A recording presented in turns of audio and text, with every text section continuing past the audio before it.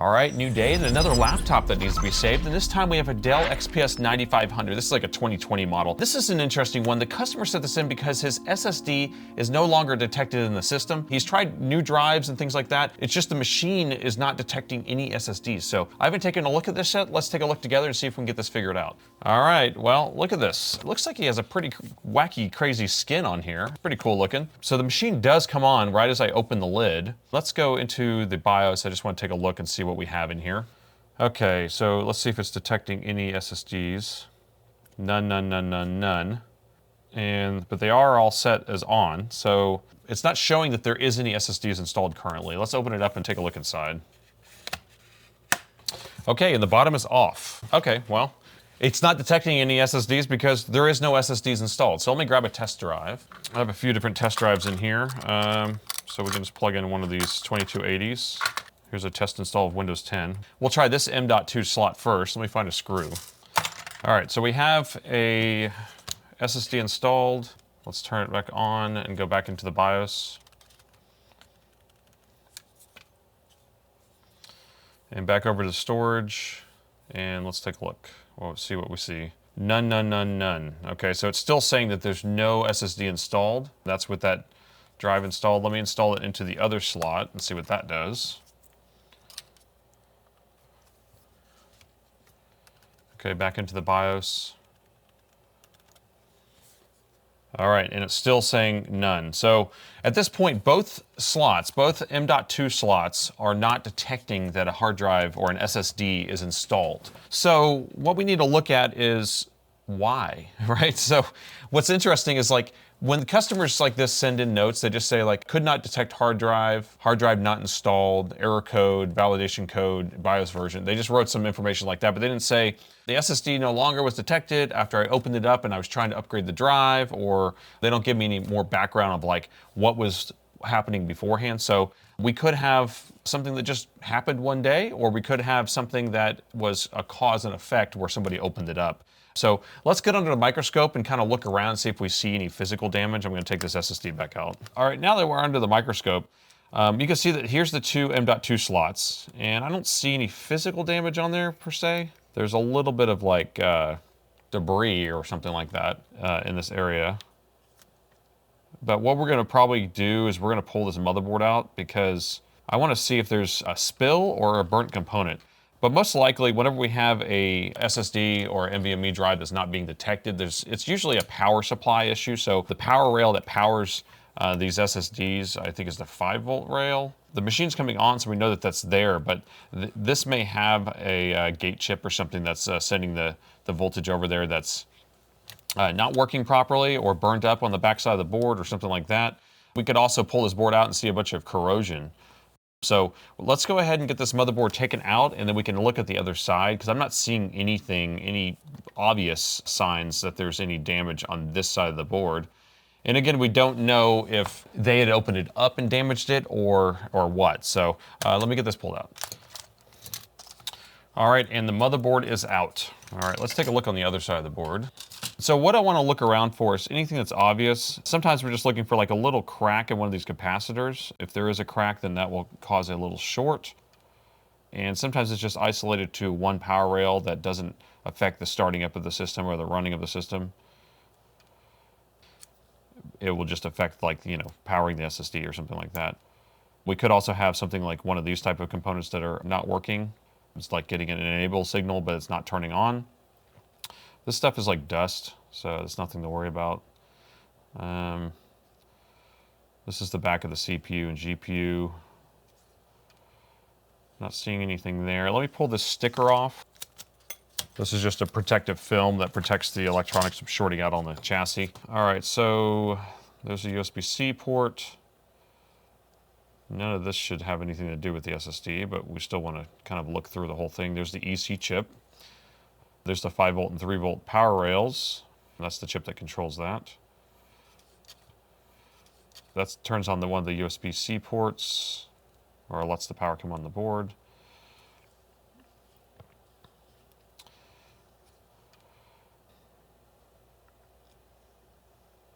We're almost all the way through the board. We don't see anything so far. There's the power management chip. That's what handles the charging. of the battery and actually controls the main power rail. And everything else looks clear. Okay, so what I want to see, what I want to look for is I want to figure out where the voltage is coming from for these M.2s. I don't know exactly where the voltage is supposed to be coming from or what controls this, and there are no board view schematics for this machine available. So if you had a board view, then I could just go to this connector on the board view, click on it, and it will tell me where the voltage is coming from. I'll have to kind of play around and try to figure out where this voltage is coming from. I believe maybe I've only had to fix one of these that had this type of issue before in the past. It's not super common. We're just gonna kind of measure around and see what voltages we're missing is probably what we're gonna end up having to do. So let's do that first. Let me plug this back in. We'll get this thing to turn on. Because it has no voltage in the system, and these systems will automatically turn on when you plug in the power. So if you look at the power meter right there, you can see that we're pulling 20 volts and then it's pulling 1.2 amps. So we do have it coming on. It does mean that we should have some voltage around these other areas. So this is the 3 volt and 5 volt area. So let's measure to see if we get that. We have our 3.3, we have our 5 volt, and this is 1.2, so this is for the RAM. So this chip controls this, and on the back side of the board, there is another one of these types of chips that create the 3 volt and 5 volt, and then those are the MOSFETs that are part of that switching power supply. I don't know what this is supposed to be, 0.6. I don't know what that goes to. It might control that chip right there. There's the Wi-Fi card. So we can come over here and just kind of measure and see what we're getting, 0.4 volts. I don't know what we're supposed to have here though, that's the thing. It seems like we would have 5 volts or something like that somewhere. Here's another 0.4. I think at this point is we could have some sort of shorted component that powers the SSD. And so what I think we should do is we turn the thermal camera on and see if we see a suspicious chip getting hot. So let me get the thermal camera set up. All right, I have the thermal camera set up here, and if you're interested, this is my Flare 1 Pro, which just actually hooks to a cell phone. I have it mounted to the bottom of my microscope, so it's easier for me to kind of use. And then I have it plugged into my cell phone off to the side over here. And then I just have it casted over to the screen for you guys to be able to see it. I do have a link to this particular thermal camera in my video description. I've tried a few different thermal cameras over the time. What I like about this one is actually 2 cameras. There's one that's a visual camera and then one that's the thermal camera, and then it overlays on top of each other so you can actually see the motherboards, the outline and all that stuff. I've used one of the other ones, or a couple of the other ones that just are thermal, and they don't superimpose as well, so it's hard to see all the circuitry. So that's why I like using this one. It's not super high resolution, but it works really well to identify what we are looking for. Anyway, so we do have it hooked up now, so now I can plug in the power. I just want to see if we see a chip getting kind of excessively hot. Right there. That is way too hot already. I already can see it. That is way too hot. Okay, so we are identifying something that's getting way too hot. Oh, there's another one. So we have 2 of them. Are they the same types of chips? I wonder if they are. And then we can just kind of look around more. Okay, power management chip's over here on the end. So we know that one should be getting hot, this power management chip, because that handles the charging and powering on the machine. But this chip here, oh, it's hot. And then this one right here are both getting hotter than they should. So let's go ahead and take a look at those under the microscope. All right, so it's this component, UZ32. I'm not sure what UZ32 is. All right, so if we put some alcohol on here, you can actually see that it's evaporating. So we know it's that actual component. Let's see if this other one that's down here that's getting hot is the same thing. It is. This is UZ4. And is it the same chip? It is the same chip. Okay, so does that mean that both of those chips are bad? It could, but it could also mean whatever it's powering is shorted. So these 2 power supplies, I believe, one for each SSD, are trying to power the SSDs. Now, the odds that both of those would be bad is kind of low, but I mean, there's still a chance that those chips are bad, but it also could be on the output of those. So let's measure the input and outputs of those and see if we see anything shorted. So I'm just gonna put our meter in continuity mode. So where it beeps when I touch my probes together. And here's our UZ32. And I'm just gonna measure here. And we have an 8 ohm reading here. That seems a little bit low. All right, and on the input here, that's a 12 ohm. That's a little bit low. And that's, what is this reading? 8 ohm. So we got 8 ohm here, 8 ohm here.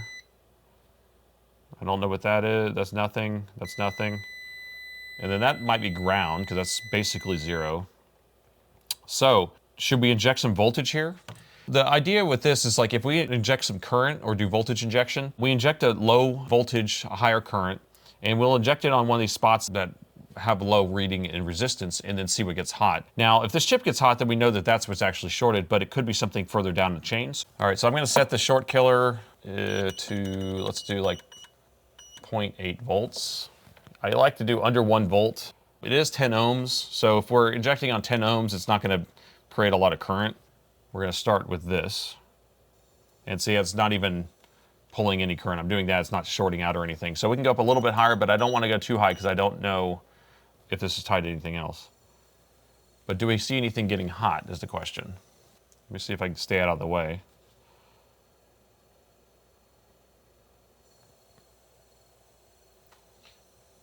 I think that chip's getting hot. Yeah, so we might have an issue with the chip itself.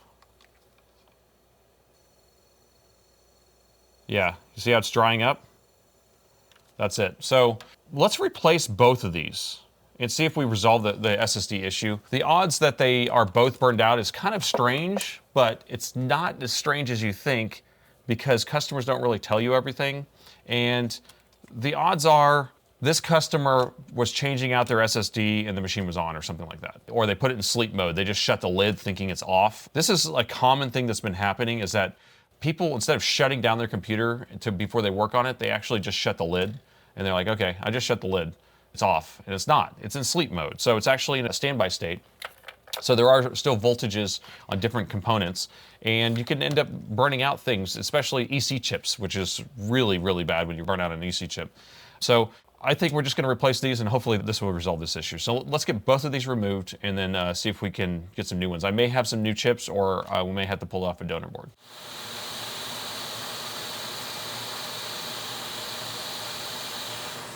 Okay, got one off. Let's get this other one off.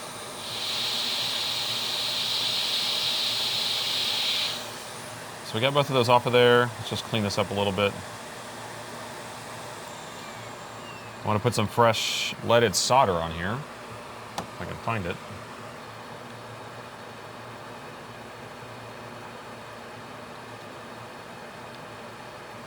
Okay, and let's put some on this other one too. Where's the other one at? There you are.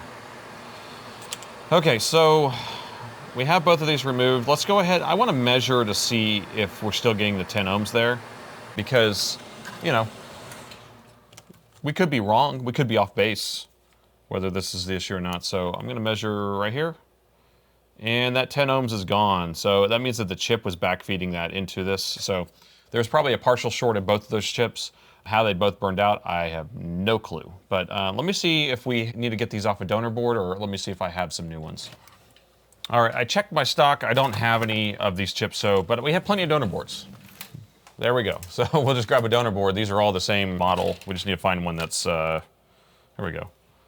And this one, look at that. I've already stolen these parts off of here because I was pretty sure I had fixed the same issue before. So yeah, they're gone already off of this board. So let me find another board. All right, this board has a hole in it. So let's see if I still have the SSD power controllers. There they are. All right, so we have those. I'll just pull both of these off and then we'll transplant them over and then we should be good to go.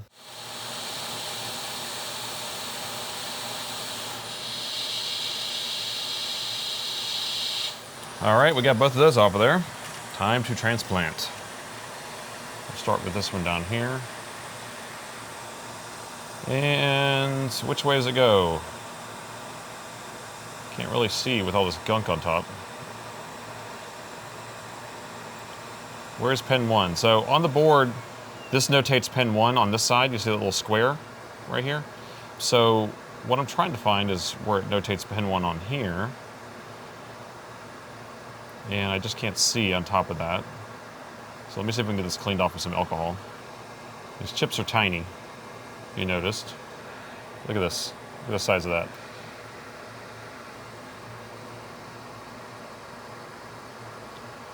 Can't tell still. Let me heat this up and see if I can get this gunk off of here.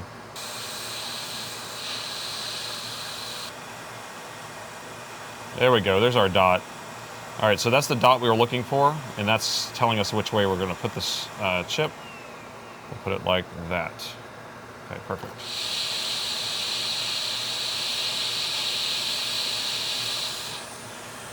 Hold it in place. I just kind of tacked it there for a second. We're gonna put some more flux on here, and then we'll reheat it and then let it flow and sit where it wants to sit.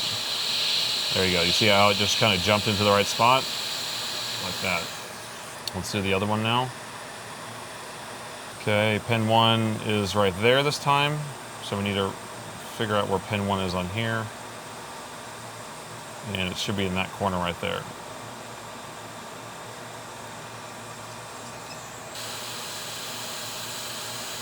All right, just tack it in place again. Add some flux. Reheat it. And just let it move where it wants to move. Look at that.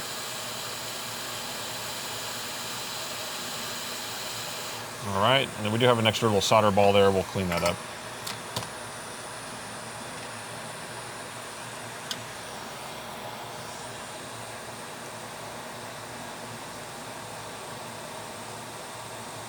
All right, so now we just need to clean up our mess. We don't want to leave any of this flux around, and while the board's still warm, it's easier to clean this up. So I'm just using isopropyl alcohol and then one of these chem pads to wipe it up.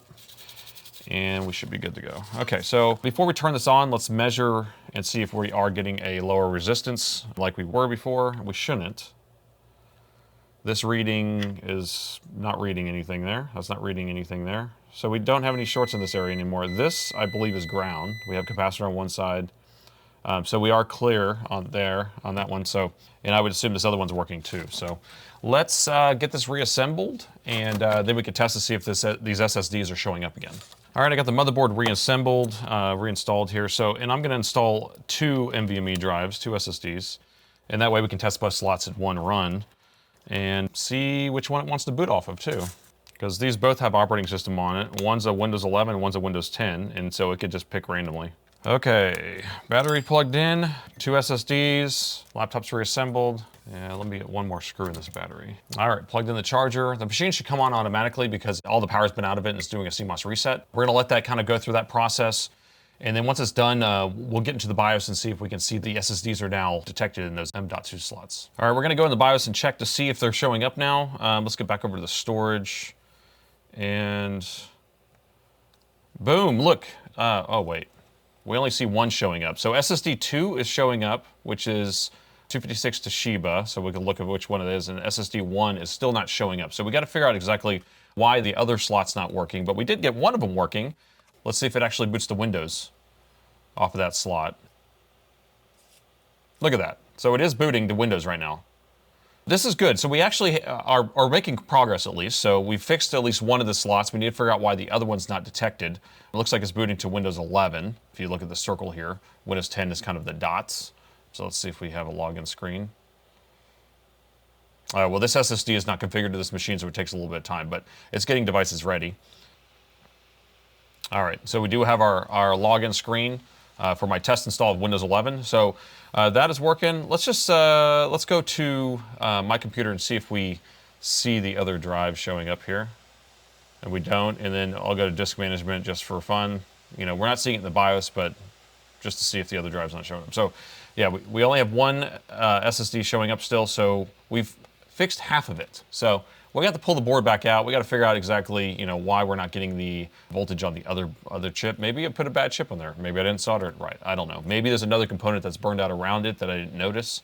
So we'll have to investigate. All right, so it looks like this is the slot that's working. Here's my Windows 11 installed, so this one's not working. We could try switching these out and see, since we know this drive worked, we can do that just for fun. So I'm just gonna take our Windows 10 out and I'll put our Windows 11 over there, since we know it works in that slot. All right, let's go back in the BIOS. Storage, and then Yeah, so we're not getting any drives detected now. So SSD 1 is going to be the one that's off to the side here, and that's the one not working. SSD 2 is working, and we verified that we can boot the Windows and everything like that. I'll need to pull this motherboard back out because we need to figure out if that other chip that we put on is faulty or if there's something going on somewhere around there. So let's do that. All right, we got the motherboard out again. Let's see. So this is the one that's not working. And here, we'll flip it this way. Okay, so there's one of the chips here, one of the chips here. If we flip it over, we have SSD here and an SSD here. So I'm assuming that this one would be this one over here. So let's look at that. And it looks okay. Is it soldered fine? I don't know. Is it on the right direction? There's kind of a chip on that chip. A chip on that chip. Yeah, look at the corner of this. It might be a damaged chip in general that I took off this donor board. You see that little corner's messed up? So let's just replace this one more time because it does look like it has some sort of physical damage. So let me pull this one off.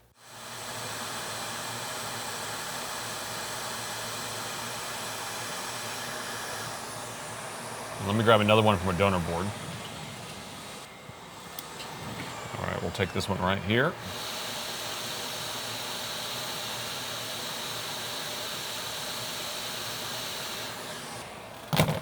Yeah, this one looks like being in a lot better condition than the other one. That's the problem with having donor boards, you know, they're a blessing, but then, you know, you could also be pulling a part that you don't know if it works or not.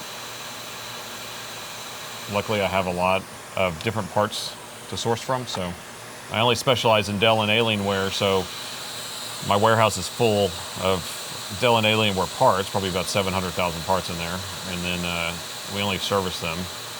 Repair is really a small portion of our business. We mainly supply parts to all the repair shops and schools and government, and then the end user, if you dropped a laptop or whatever, you can buy the parts from us too. So.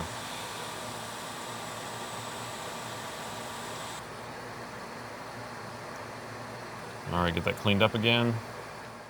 All right, so before I put it back together, I'm gonna plug in the power and we'll just measure voltage on that rail there and see if we are getting voltage because I don't want to have to put it all the way back together. I do assume that it should be working. All right, it's plugged in, it's turning on, and we got 1.8 volts there. So I'm assuming that's what we should be getting here. And then we got 3.3 over here. So that looks like it's working now. Okay, time to reassemble again. All right, we got the motherboard installed. We'll put both of these back in here again. I'm gonna put the Windows 11 in our SSD 1 slot and the Windows 10 in the SSD 2. And then we wanna just see if it'll boot off of this SSD 1, or see if it detects it first, I guess. Okay, moment of truth. All right, it's gonna have to go through a CMOS reset, so I'll let it go through that and I'll be right back. All right, we're back in the BIOS. Let's go down to storage. Let's see if both drives are detected. And they're not. They're still, SSD 1 is still not detected. So we have some other issue and maybe they are, you know, related. So I'm gonna need to measure all the resistors around there. We might have a burnt resistor, you know, that ended up, that we missed because it's not just that chip. That's unfortunate. So pull the board out one more time. All right, the motherboard is out for the third time, and hopefully third time's a charm. Now, the entire time we've just been kind of assuming that this one chip that we replaced went to the SSD that we thought it went to because it would be on that side. So we have SSD 1 here and SSD 2. This is the one that's working, this is the one that's not. If we flip it over, we have one of the power chips here and we have one over here.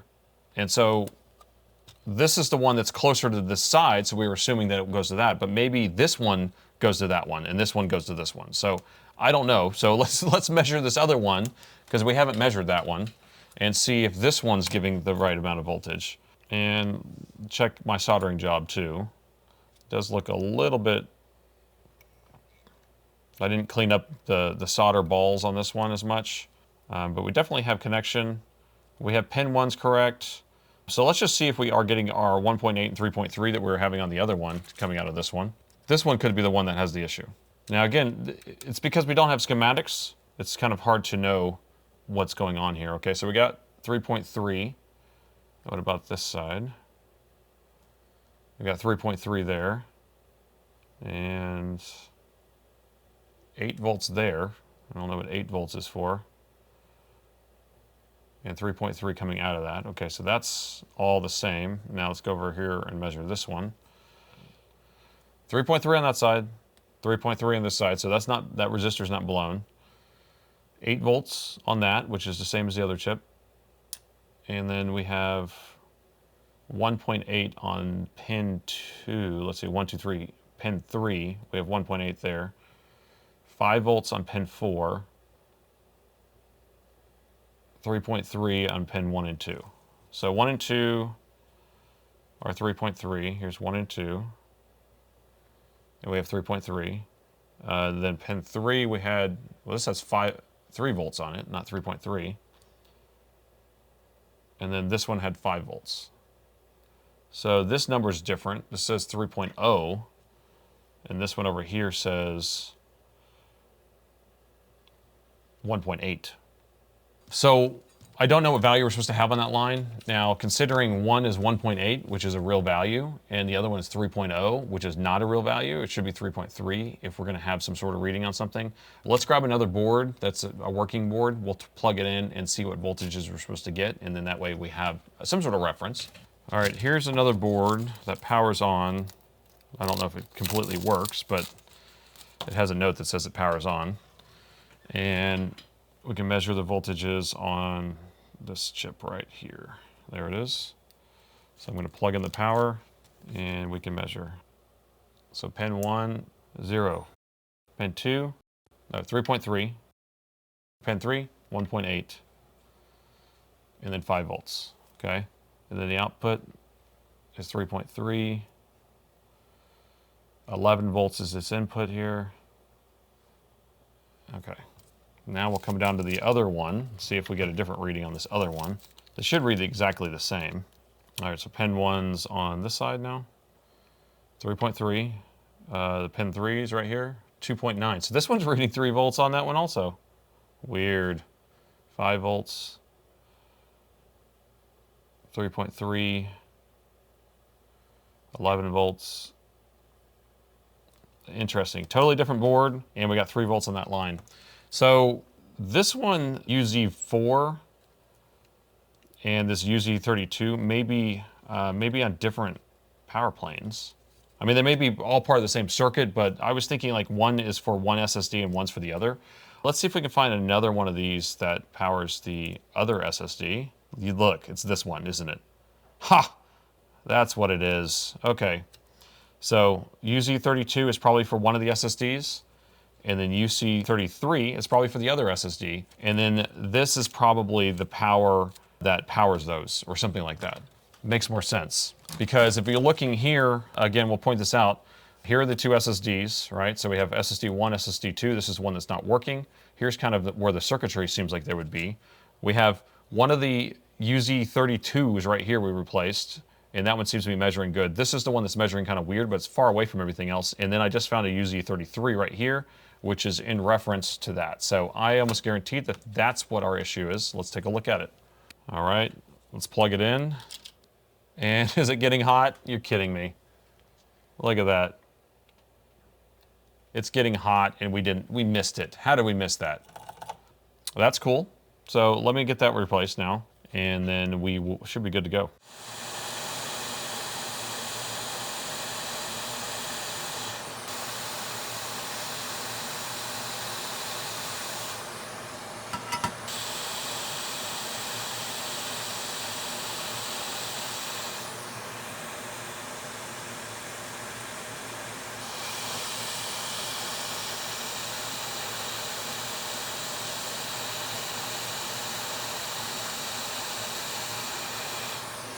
Okay, we replaced the UZ33 and the UZ32, and this other one that's way down there that's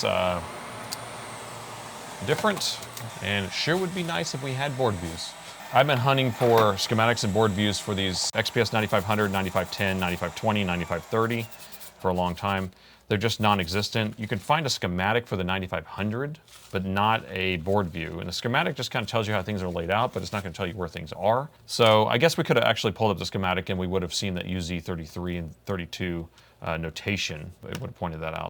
But we should be good to go now. Let's look at the thermal camera, make sure we're not having any heat. The board's still hot, let me cool it off.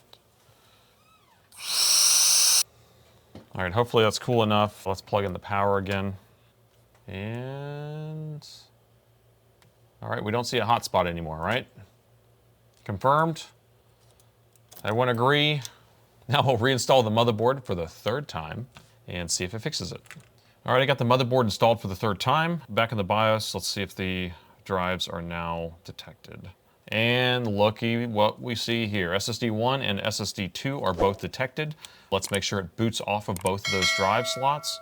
We already did test SSD 2, so now we just need to make sure it boots off of SSD 1. And I have the Windows 11 drive in the SSD 1 slot, and it's booting off of SSD 1. So we did resolve this issue. I thought this was an interesting one. This doesn't happen that often. I've only had to fix one of these one other time, but I'd love to know your thoughts on this one, and don't forget to subscribe, and thanks for watching. I saved another laptop!